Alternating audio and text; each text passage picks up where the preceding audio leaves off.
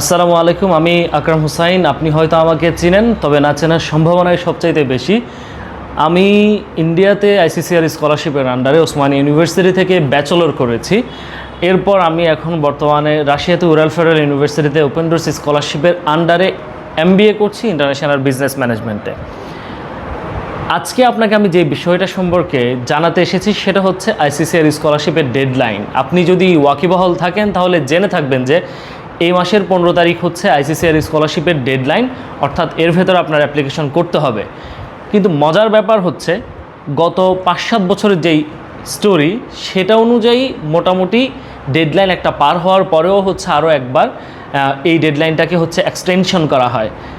কিন্তু গত বছরের যেই অভিজ্ঞতা আমাদের, সেই অভিজ্ঞতা অনুযায়ী বলা যায় যে হচ্ছে এবারও এক্সটেনশন করার কোনো সুযোগ নেই।